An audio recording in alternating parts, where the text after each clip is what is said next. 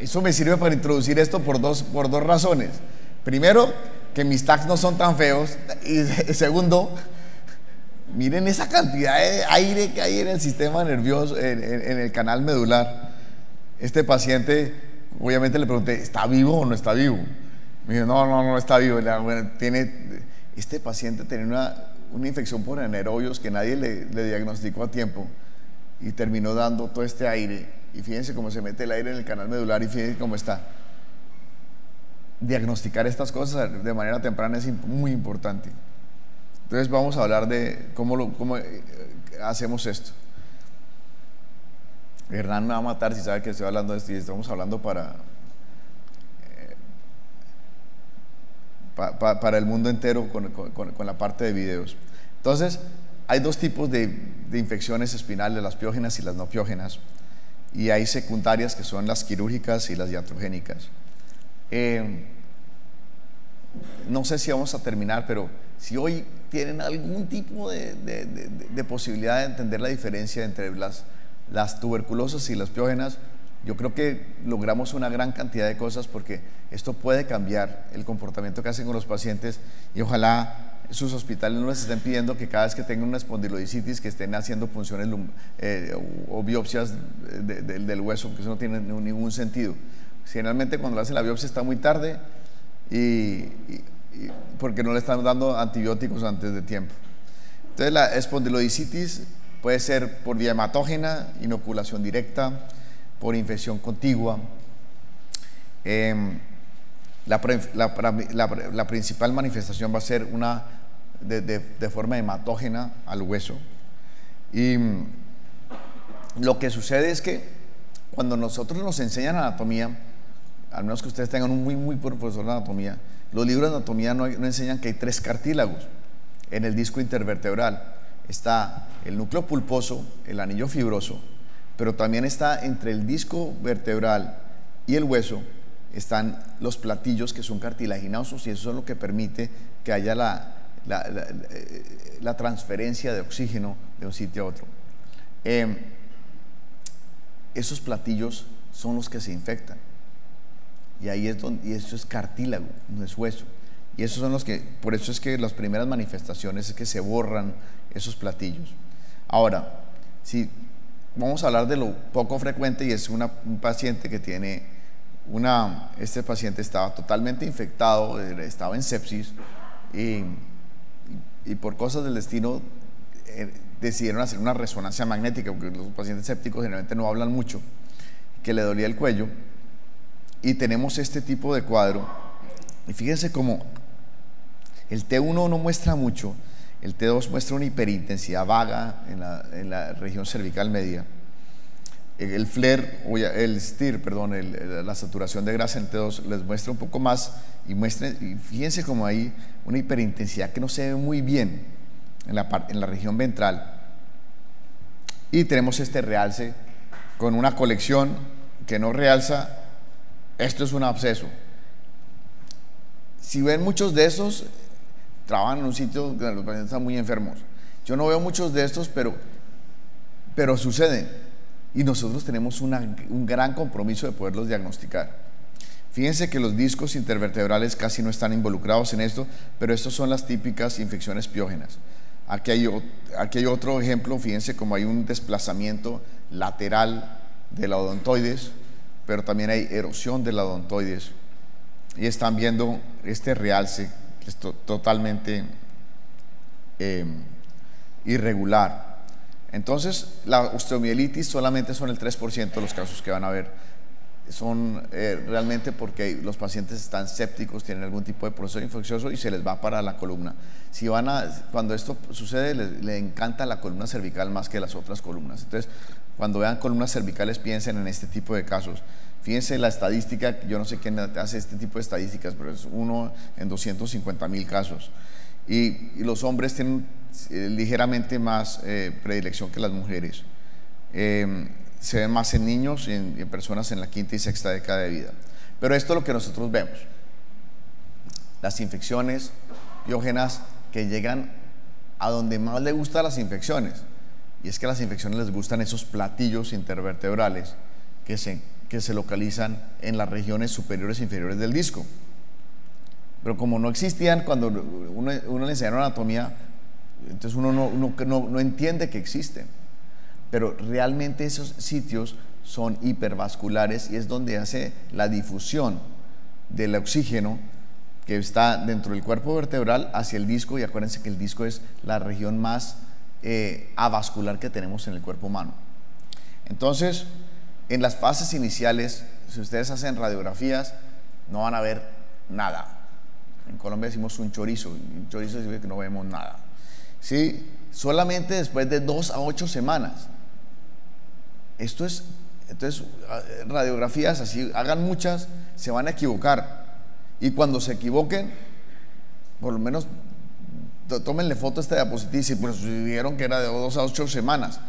No van a ver las cosas porque la manifestación ósea real es cuando hay una pérdida de la corteza de la parte inferior o superior del disco intervertebral alrededor del disco. Les traigo esta diapositiva, a ver, yo se lo pongo a todos mis residentes, les digo, ¿normal o no normal? Y es totalmente anormal. ¿Quieren apostar cómo lo leímos? Como normal, por supuesto. Pero entonces, cuando vean radiografías de columna, miren los discos y miren las cortezas. Si no ven esta línea blanca, ahí puede haber algo. Esos pequeños cambios son los que nos van a ayudar. Pero, nuevamente, solo suceden tardíamente. La tomografía va a ser un poquito mejor, realmente nos ayuda un poco, pero solo es la resonancia magnética la que tiene una sensibilidad muy alta para esto. 96% y 93% de especificidad. Siempre que hagan infecciones hay que meter contraste. Igual que cuando hicimos la anterior, sin contraste, tumores e infección, uno tiene que meter contraste, porque si ustedes pueden hacer esa diferenciación, las compañías de gadolinio se irían a la bancarrota. Entonces, pero necesitamos contraste para esas. Y el contraste lo que va a hacer es que nos va a ver muy marcadamente en donde hay una lesión vascular y hay un exceso de este medio de contraste que está saliendo del espacio vascular hacia el espacio óseo, en este caso, o el tejido vertebral. Imágenes multiplanares son necesarias y hay que mirar siempre los tejidos blandos. Si ustedes llegan a mirar los tejidos blandos y lo que están viendo es una imagen bien demarcada en el T2, sobre todo si hacen saturación de grasa, bien demarcada, no es una infección.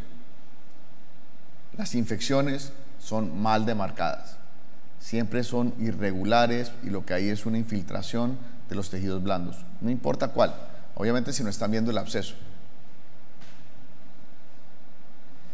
Entonces en la infección piógena hay 2 patrones de irrigación en adultos. Van a los vasos penetrantes que pasan en la tercera década. El disco es la región avascular más grande del ser humano, y van a estos vasos periósticos y hacen pequeños émbolos sépticos que van a la parte subdiscal. En niños es muy diferente porque los niños tienen abundantes vasos interóseos y tienen canales vasculares en el disco y pueden hacer infartos vertebrales, aunque son raros. Entonces, en teoría lo que pasan hay pequeños émbolos que van a estas arterias de la metáfisis, hacen infarto y van a infectar el disco, pero generalmente, como es la parte más vascular, respetan los procesos, la parte posterior del cuerpo vertebral, y solamente es anterior. Favorecen la columna lumbar, después torácica y finalmente menos frecuente la cervical, diferente a la primera vez a lo primero que les dije, y el estafilococo y la E. coli son definitivamente los patógenos más frecuentes. La velocidad de sedimentación aumenta en la fase aguda, y esto es lo que vemos. Este es el mismo paciente. Miren lo que hace la resonancia, es impresionante, algo que no teníamos la certeza, y se ha borrado este disco intervertebral que estábamos viendo. El platillo no está presente si hay una hiperintensidad en T2. Nosotros no queremos llegar a esto para diagnosticarlo, aunque se ve hipointenso en el T1, pero el contraste realmente muestra que esto es una enfermedad mucho más avanzada de lo que estábamos viendo. Entonces, hagan contraste, porque la resonancia temprana sin contraste están perdiendo una cantidad de tiempo muy valioso para el paciente. Entonces, siempre métanle contraste. Esto es lo que le estaba diciendo. Fíjense en las imágenes axiales, cómo no podemos diferenciar dónde empieza y dónde termina, pues muy difuso. Cuando vean este tipo de imágenes difusas, donde ustedes no pueden ver dónde empieza y dónde termina, esto es lo típico de la infección. Los tumores, las otras cosas son muy bien definidas. Entonces, eso ayuda muchísimo cuando están haciendo imágenes sin contraste. Pero eso solamente para pedirle contraste a los pacientes. Y aquí ven otra espondilodicitis muy avanzada.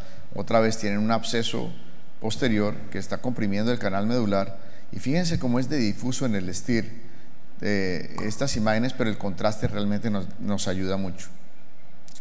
En las infecciones piógenas, las tomografías, igual que radiografías, lo ven de forma muy tardía. Estaba antes de venir acá mirando las estadísticas, y yo creo que ya la gente no hace estadísticas, pero son muy similares a la radiografía simple. Antes de 2 semanas no van a encontrarlas.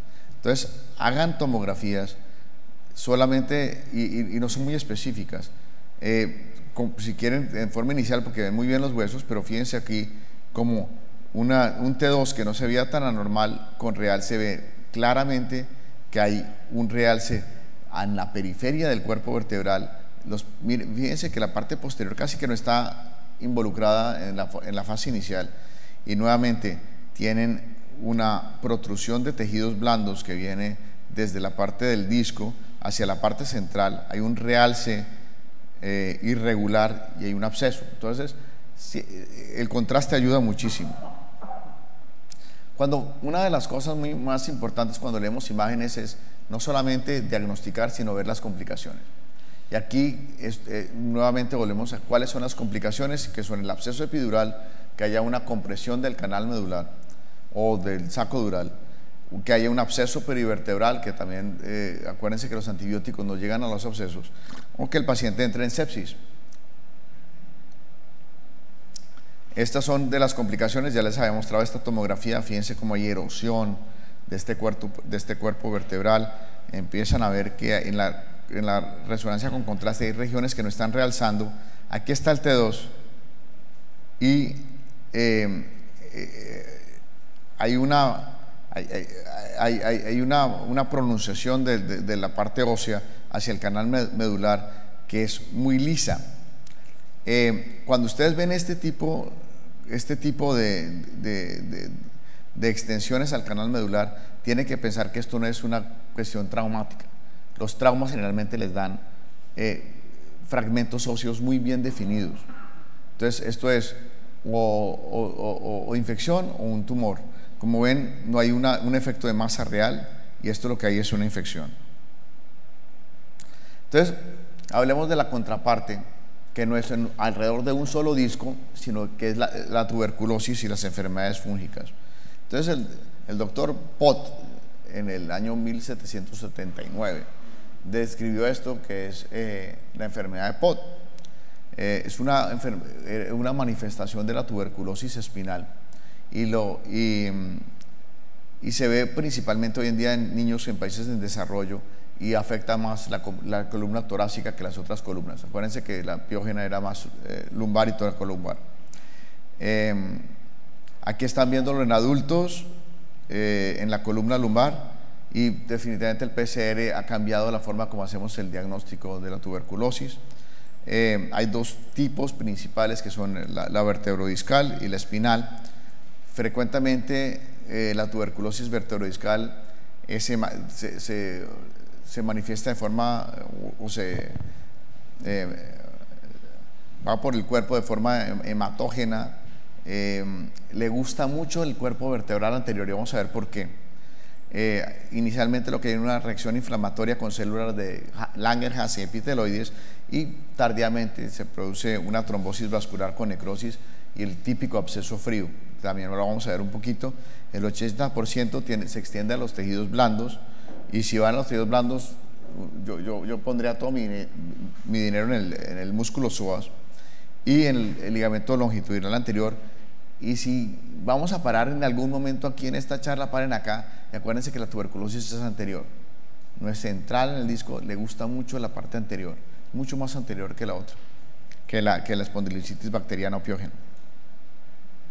En las enfermedades avanzadas va a ir al disco, entonces que si afecta o no el disco no es un criterio diagnóstico, sobre todo si la enfermedad es avanzada. Y también puede producir erosión de los platillos como lo hace la piógena. Entonces ahí tenemos ese problema.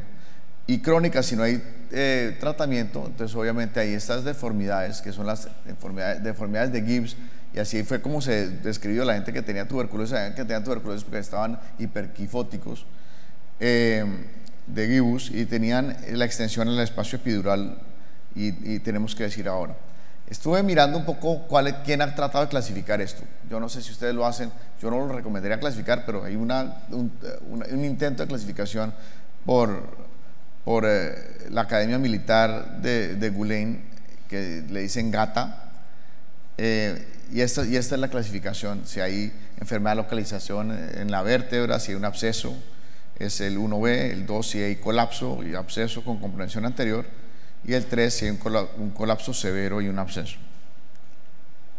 No estoy muy seguro esto cómo colabora, pero esta es una tuberculosis discovertebral. Si ustedes me ponen a apostar en a mis residentes dijeron que esto era una espondilocitis piógena. Fíjense como en el T2,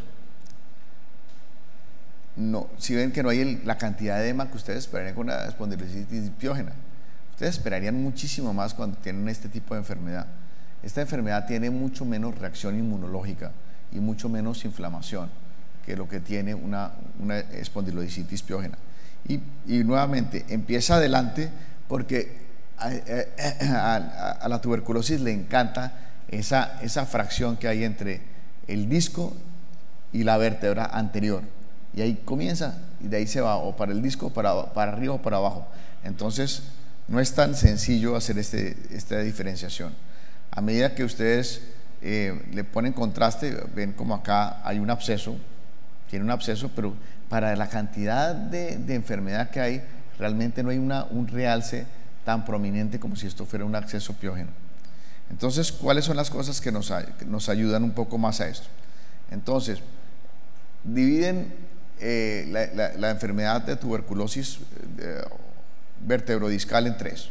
La paradiscal, que llega a los cuerpos o a los platillos, es la más común, y generalmente lo que pasa es que hay una herniación del platillo. La anterior, que son típicas, y lo que van a encontrar son esos abscesos fríos subligamentarios con absceso perióstico anterior, y las centrales, que pueden producir una vértebra plana, que no son tan frecuentes. Acá tenemos otro, esto me lo prestaron de la India, el doctor Yadav, que trabaja en el Texas Children's. Fíjense como acá tenemos una infección vertebral y los discos están absolutamente íntegros. Esto no es una espondilodicitis, pero sí tenemos un absceso posterior que está comprimiendo el canal medular. Esta es la típica lesión central de tuberculosis. Está la lesión paraespinal, donde tenemos aparte que tenemos una tuberculosis pulmonar, como pueden ver, tenemos lesiones paraespinales en el mediastino.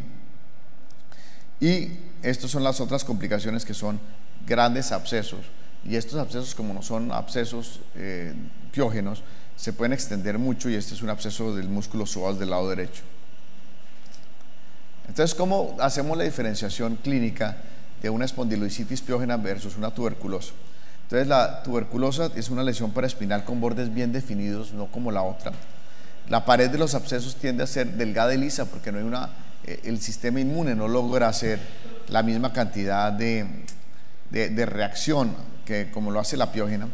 La presencia de cualquier absceso paraespinal es muy importante. Traté de traducir eso y se me quedó una palabra en inglés ahí, me disculpo, que es el spread, pero tiene una extensión subligamentaria.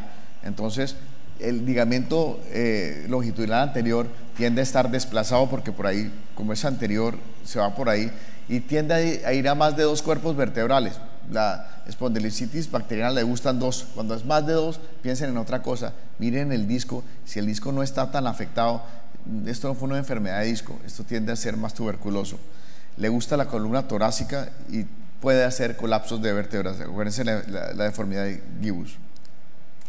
Si hay compromiso de elementos posteriores, tienen que descartar que no sea un hongo y que no sea un tumor. Ahora, el canal espinal puede tener un compromiso secundario, o por secundario un compromiso intracraneano. En las meninges puede dar una aracnoiditis tuberculosa, que va a ser un realce paquimeningio, sobre todo de dura madre, irregular. En la médula puede dar una radiculomielitis, y esto sí es raro, tiene que uno ver muchas de estas. Y estas, cuando alguien me presta una diapositiva, es que yo nunca he visto en un caso eso en mi vida, y si lo hice no le tomé fotos, pero nunca he visto esto. Este es un paciente que tiene una lesión medular central con realce y era una tuberculosis. Si ven otro de esos, me lo mandan y les pongo el nombre abajo a decir, pero esto es muy raro, pero puede suceder. Ya, como dicen los gringos, just in case, si ven una cosa de esas. Igual que en el cerebro pueden haber tuberculomas, entonces pueden tener compromisos del canal central y tener singomelias. Y esto me lo prestó otro profesor, y es que pueden tener mielitis y aracnoiditis por esto. Fíjense cómo está obviamente realzando el canal medular central. En este caso, esto es muy raro. El cuerpo vertebral definitivamente es lo que más les gusta. Bueno, entonces ahora voy a hablar de la brucelosis muy rara, y estos son en ingestión de leche no pasteurizada. Estoy seguro que en España no pasa mucho, estamos bien. Y se parece mucho a las otras infecciones, pero hay que tenerla en cuenta porque el tratamiento es totalmente diferente. Y les tengo 2 casos porque uno ve la brucelosis más frecuente de lo que uno cree.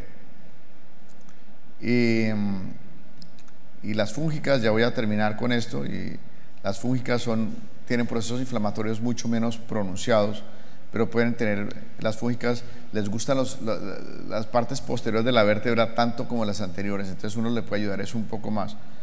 Ahí es cuando de pronto las biopsias les pueden ayudar, pero fíjense cuando tienen fúngicas, la reacción del sistema inmune no es tanto, entonces la inflamación no se ve tan marcada. Y después de procedimientos, a mis residentes se les pasa mucho, pero tienen que pensar siempre cuando tienen procedimientos que en una gran cantidad de los procedimientos se pueden sobreinfectar. Se pueden sobreinfectar, pero no hagan resonancias magnéticas muy temprano. En los primeros 3 semanas después de que hagan un procedimiento de columna, si van a dar una resonancia, eso se ve la cosa más espantosa del mundo. Y van a meterse en unos problemas tratando de definir si esos son campos posquirúrgicos o si es inflamación. Espérense un mes y empiecen a ver con cuidado si hay o no hay una inflamación. Yo creo que esos abscesos y este tipo son los más importantes. Los voy a llevar a la última diapositiva, que es esta, esa es la que uno le toma fotos, pero que es la que uno trata como de hacer un resumen de cómo diferenciar.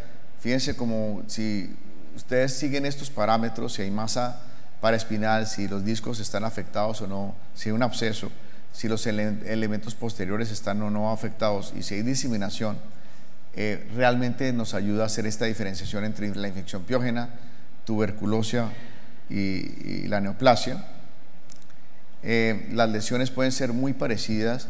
Es muy importante detectar los cambios tempranos. Cuando están tarde ya no tenemos mucho que hacer, entonces no se fíen mucho en las radiografías. Fíjense este caso que se los traje para concluir, pero fíjense como la radiografía era normal, es en la columna torácica y tiene un gran absceso anterior, respeta los discos. Para nadie debe ser muy sorprendente que esto es una típica enfermedad tuberculosa espinal. Tengo que agradecerle a todo mi equipo que me han colaborado. Las espondilosquitis no son muy frecuentes, pero muchas gracias por estar conmigo y haberse aguantado 3 charlas seguidas.